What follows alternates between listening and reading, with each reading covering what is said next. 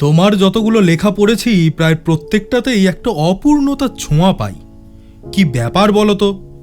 কোনোদিন আগে কোথাও বলিনি জানো, কিন্তু ছিল একজন যার হাত ধরলে মনে হতো আমিও আলেকজান্ডারের মতো বিশ্ব জয় করতে পারি, যাকে শুধু একবার দেখার জন্য পুরো 24 ঘন্টা মনে হতো 24টা বছর। ছিল একজন সুকান্ত, ছিল একজন। দেখো, তোমার হয়তো মনে হতেই পারে হুট করে এসে তোমার কথা শুনতে চাইছি, কিন্তু বিশ্বাস করো আমি সত্যিই তোমার লেখা পড়ে অনুভব করেছি সেই ব্যথাটা। বলতে কি আপত্তি আছে? না না, সে অনেক দিনের ব্যাপার।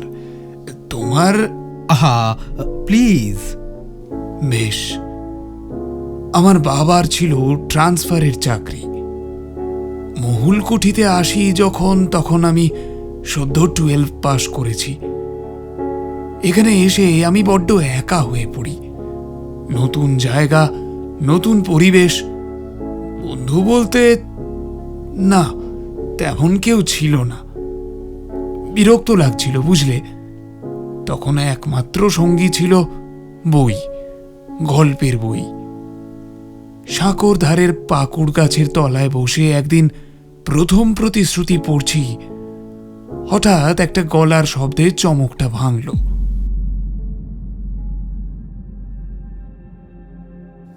আজ 15ই আগস্ট 1947-এর পর 9 করে আজ 78টা বছর কেটেই গেল। আমাদের প্রত্যেকের কাছে এই 15ই আগস্ট যে কি তার নতুন করে নাই বা বললাম। নমস্কার, আমরা গপ্প জুজু। আপনাদের সকলকে 79তম স্বাধীনতা দিবসের শুভেচ্ছা। প্রতি শুক্রবারের মতো আজও আছে নতুন এক গপ্প। আবির অধিকারীর কলমে পানি গ্রহণ। গল্প পাঠে এবং গল্পের সূত্রধার আমি হ্যাপি।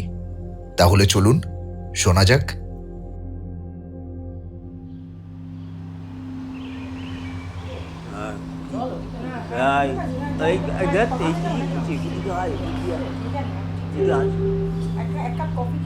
চারিদিকে হই হট্টগোল সেই সকাল থেকে চলছে।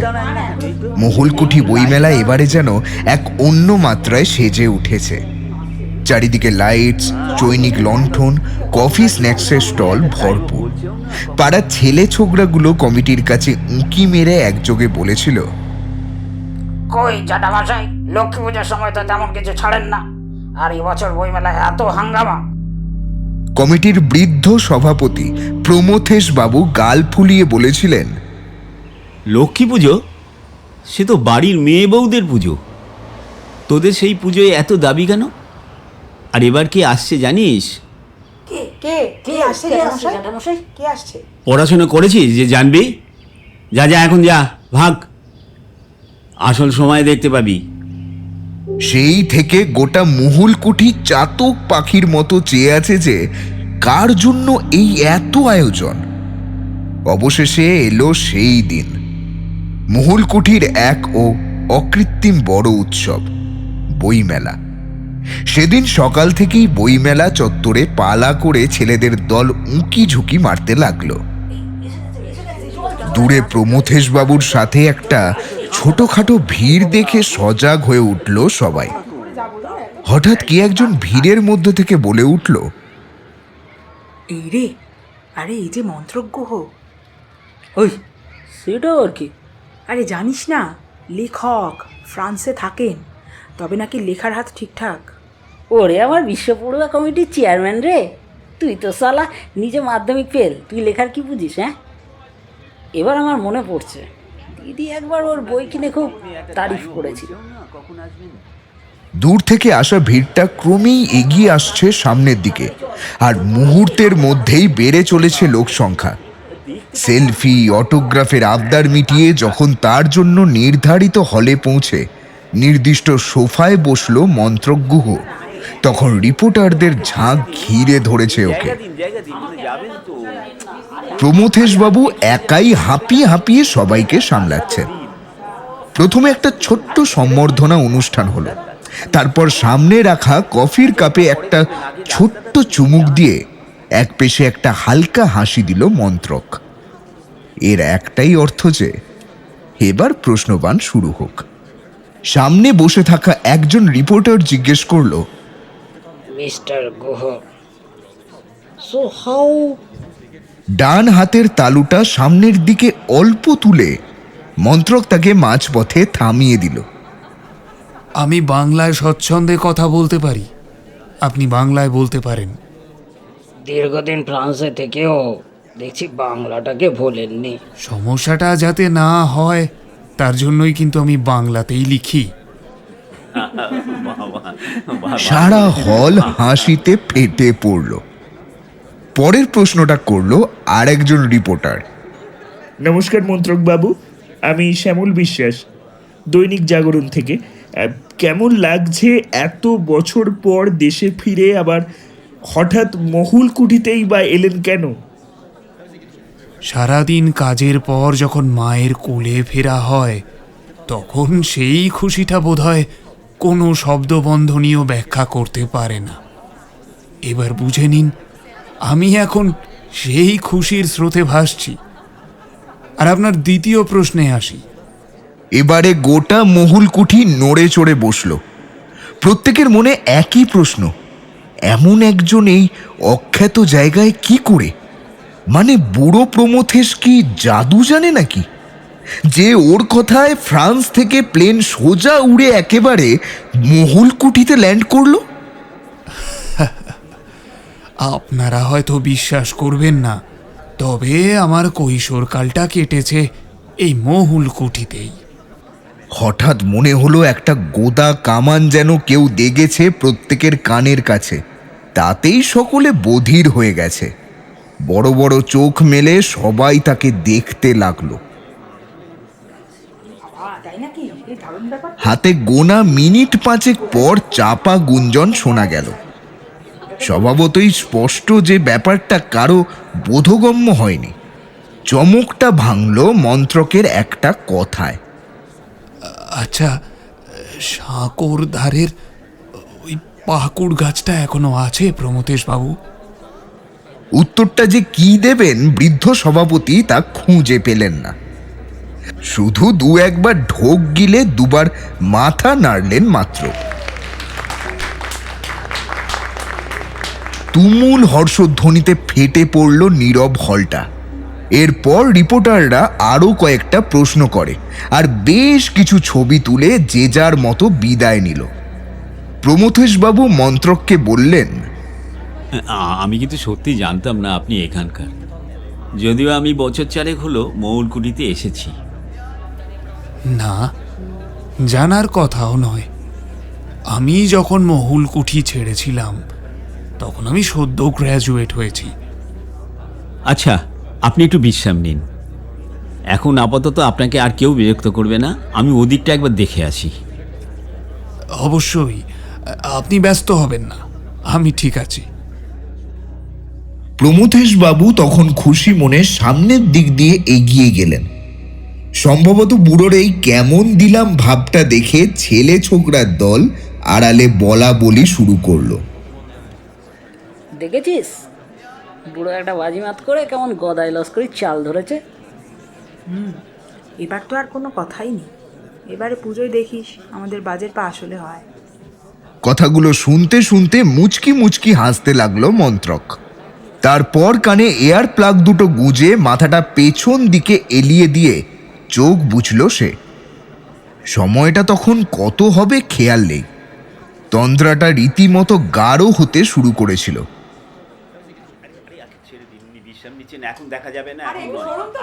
হঠাৎ একটা ক্ষীণ চিৎকারে সেই তন্দ্রা ভেঙে গেল। কারা যেন বাইরে ঝামেলা করছে। প্রথমটা তেমন কিছু ধরতে পারেনি মন্ত্রক। তারপর পায়ে পায়ে এগিয়ে গিয়ে পর্দা ধরে টেনে বাইরে উঁকি দিয়ে দেখল পাজামা পাঞ্জাবি পরা, ঝোলা ব্যাগ কাঁধে এক যুবক প্রমথেশ বাবুকে পাগলের মতো বোঝাচ্ছে একবার শুধু ভেতরে যেতে দিতে।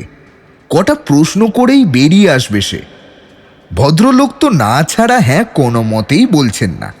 এই সুযোগটাকে কাজে লাগিয়ে দুটো ছোকরা চিৎকার জুড়েছে। একজন বলছে, আপনি ভেবেছেনটা কি জ্যাঠামশাই? সুকান্ত তাকে ঢুকতে দিন। উনি লোকাল রিপোর্টার, পাড়ায় যথেষ্ট সম্মান আছে ওর। আরে ইয়ার কি নাকি? আপনি ঢুকুন তো সুকান্তদা, আমরা দেখছি কি হয়। এই জটলার নিষ্পত্তি হতে নির্ঘাত আরো অনেকক্ষণ সময় লাগত, কিন্তু মন্ত্রক এক নিমেষে তার সমাধান করে দিল। আরে আপনি বাইরে দাঁড়িয়ে কেন? আসুন।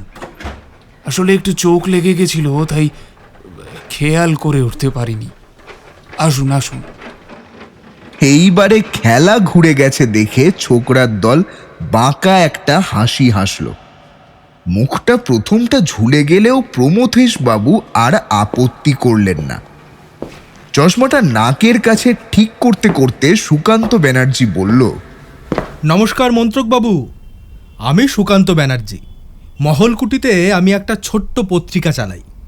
আপনার একটা ছোট্ট ইন্টারভিউ যদি পাই বড্ড ভালো হতো। তা আপনি প্রেস মিটের সময় এলেন না কেন? না, আসলে তখন কত নামি দামি পত্রপত্রিকা সংবাদপত্রের মানুষরা ছিলেন, হয়তো এত কোলাহলের মধ্যে আমার ক্ষীণ শব্দ শোনা যেত না। চমকে উঠল মন্ত্রক। কি সুন্দর গুছিয়ে কথা বলে লোকটা, সরাসরি তাকে বলেও ফেলল সে। আপনি খুব সুন্দর কথা বলেন তো। না না, তেমন কিছু না। আচ্ছা বলুন, কি জানতে চান? বেশ, প্রথম প্রশ্ন, লেখালেখির শুরুটা কিভাবে আপনার?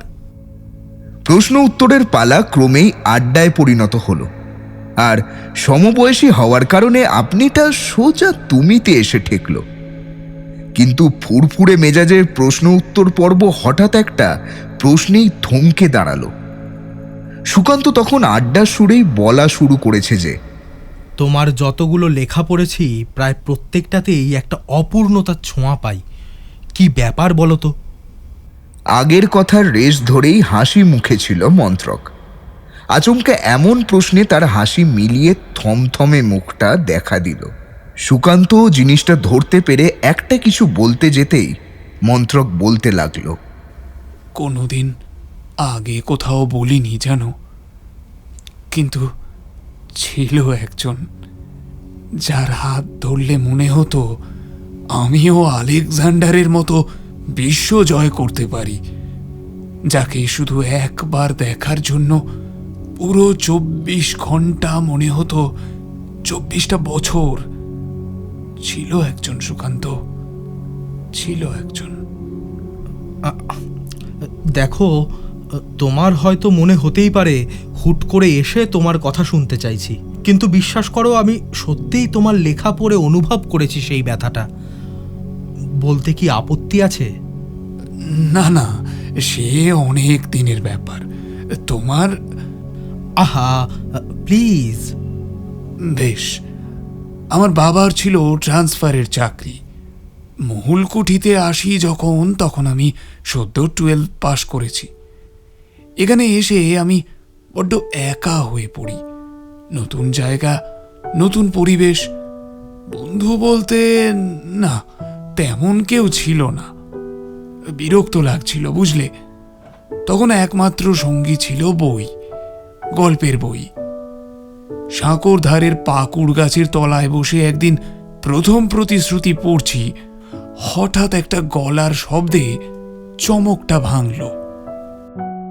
এই বলে মন্ত্রক আনমনেই তাকালো পাশে পড়ে থাকা চশমার দিকে, আর তার কাঁচে দেখতে পেল নিজের জীবনের ফেলে আসা বহুদিন আগের পুরনো ধুলো লাগা পাতাগুলোকে।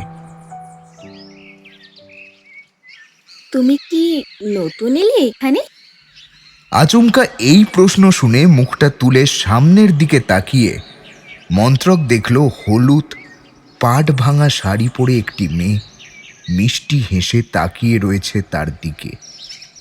ঘটনাটা রূপকথার মতো শোনালেও সেদিন মন্ত্রকের মনে হলো মেয়েটির মাথার পেছনের পড়ন্ত সূর্যের আলোয় ওর মুখের হাসিটা যেন মুক্তোর মতো দেখাচ্ছিল। মন্ত্রক হাঁ করে ওর দিকে তখন তাকিয়ে রয়েছে। তুমি কি সত্যি আমার কথা শুনতে পাওনি ক্যাবলা? হ্যাঁ, এই বলে মুচকি মুচকি হাসতে লাগলো সে।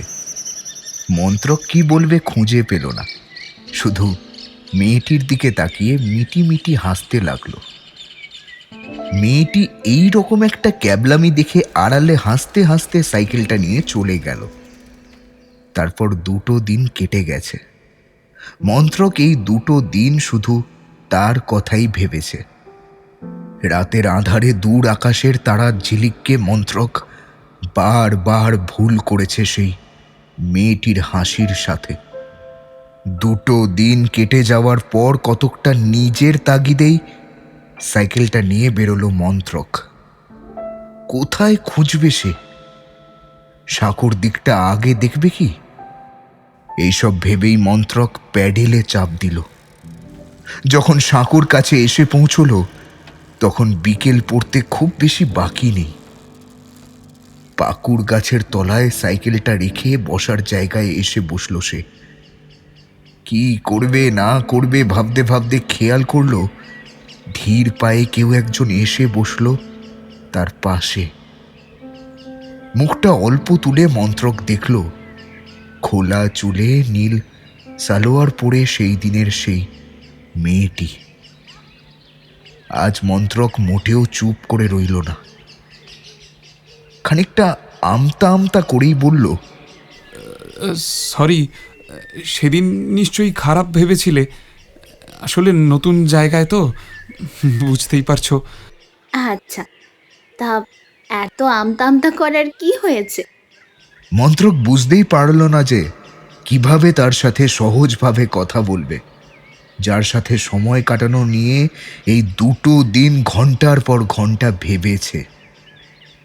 আচ্ছা, একেই হয়তো বলে লাভ অ্যাট ফার্স্ট সাইট। জড়তা কাটিয়ে যতটা স্বাভাবিক নিজেকে করা যায় ততটা করে বলল, না না, মানে থাক, হয়েছে, আর মানে বলতে হবে না। তা নামটা কি সেটাও কি আমতা আমতা করেই বলবে? মানে আমি মন্ত্রক গুহ। আর তুমি? আমি ভ্রম, সবাই আমায় ভ্রমে বলেই ডাকে।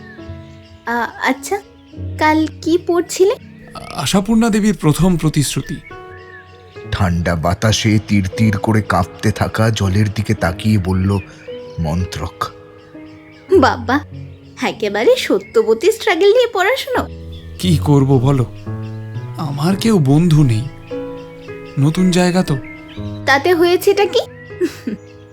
তাহলে ডিল ফাইনাল, আজ থেকেই আমরা বন্ধু।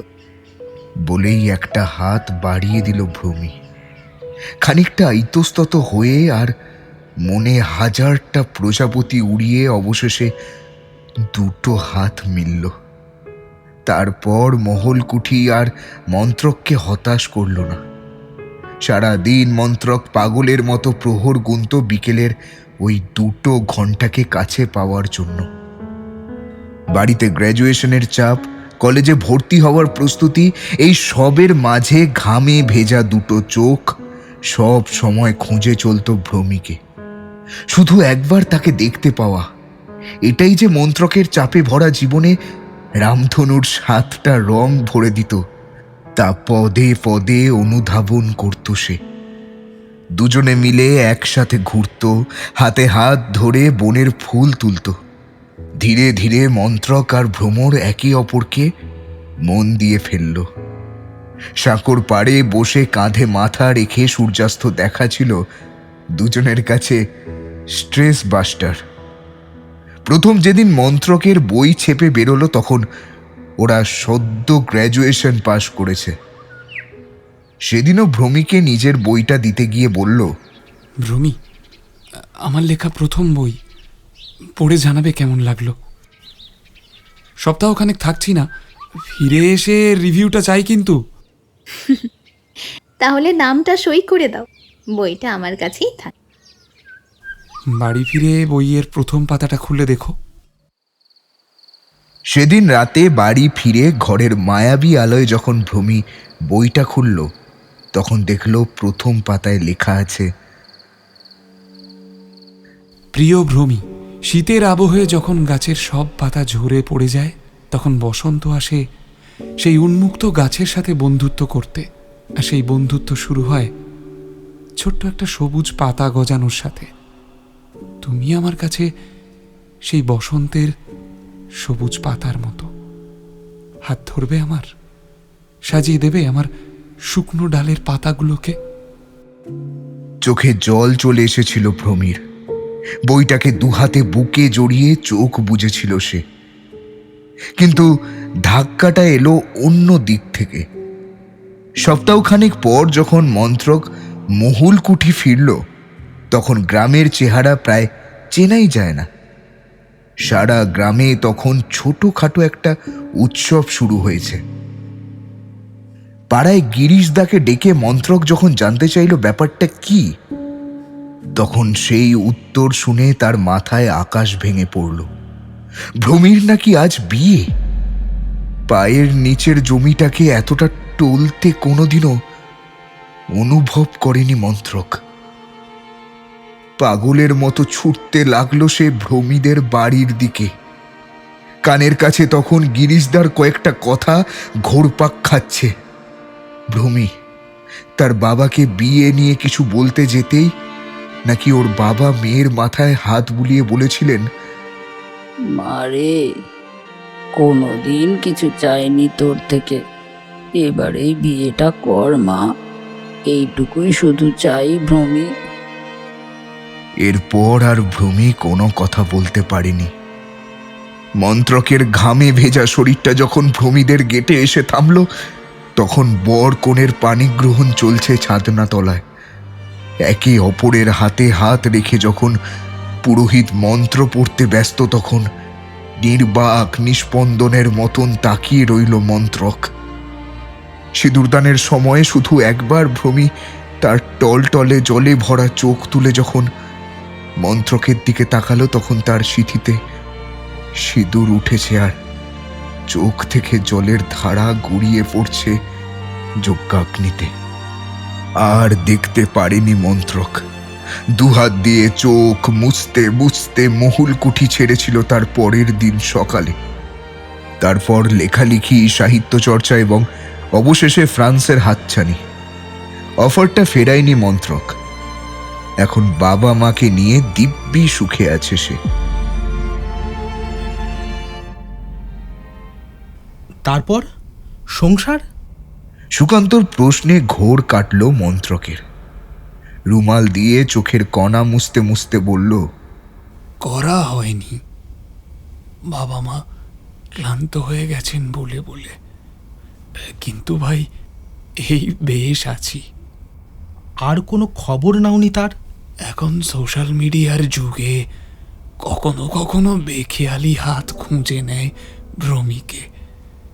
তখন দেখতে পাই বড্ড সুখে আছে ও। স্বামী সন্তান নিয়ে জমজমাট সংসার।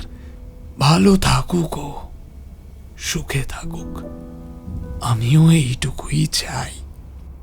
তারপর ঘড়িতে সময় দেখে নিয়ে সুকান্তকে বলল, এই রে, অনেকটা দেরি হয়ে গেছে যে, এই বেলা না উঠলে ফ্লাইট মিস করব।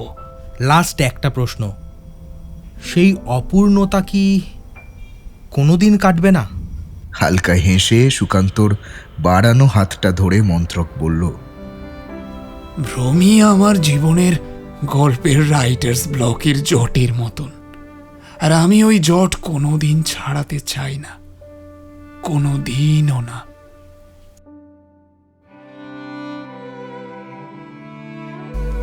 আপনারা এতক্ষণ শুনলেন লেখক আবির অধিকারীর কলমে পানি গ্রহণ। আজকের গল্প পাঠে এবং গল্পের সূত্রধার আমি হ্যাপি। গল্পের বিভিন্ন চরিত্রে সৌরভ, স্বাগতা, নীলাশিস, প্রদীপ সিনহা, পম্পা এবং শিব। গল্পের শব্দ সংযোজন এবং আবহ সৃষ্টিতে টিম অ্যানোনিমাস। গল্পের সমগ্র পরিচালনায় টিম জুজু। তাহলে আজকের মতো চলি। আবারও ফিরতে হবে যে একটি নতুন গল্প নিয়ে আপনাদের জন্য। ততদিন ভালো থাকুন, সুস্থ থাকুন এবং প্রত্যেকবার তো একই কথা বলি। এবারে আর বলছি না, আপনারা বুদ্ধিমান জানি, আপনারা করেও নিয়েছেন। তবে বলবো, শুনতে থাকুন গপ্প যোজনা। টাটা।